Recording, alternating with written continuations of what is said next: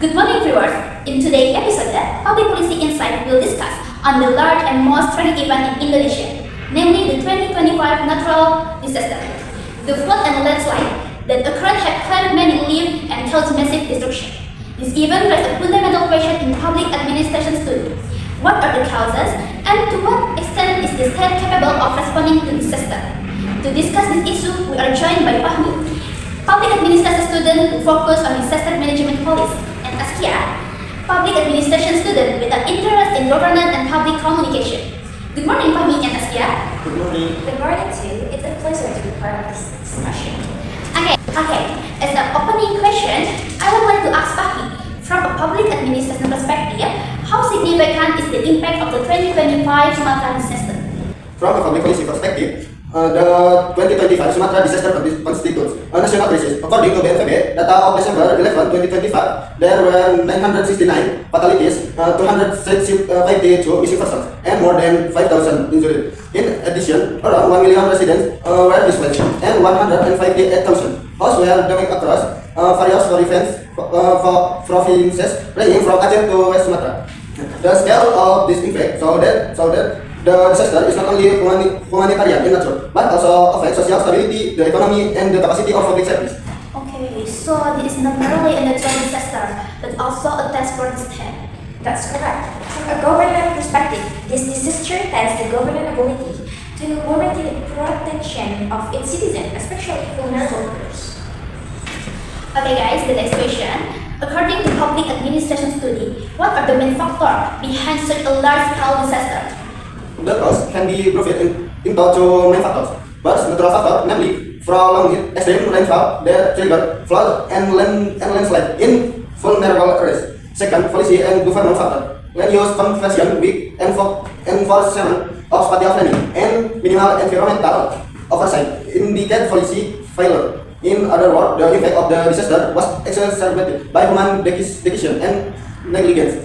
And from a public perspective, this disaster is often seen as the result of an accumulation of unsustainable policies.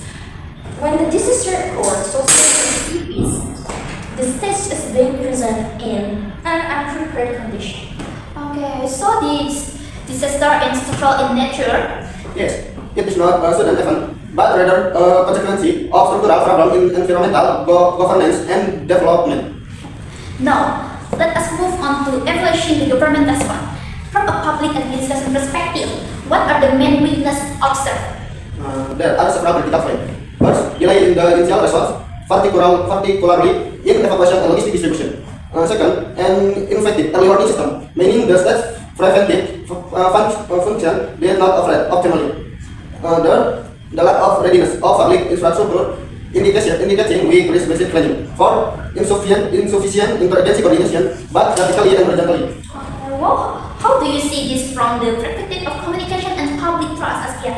Public criticism is not only directed at technical aspect, but also at government accountability and empathy. Slow responses and inconsistent messaging have affected the level of public trust in state institutions.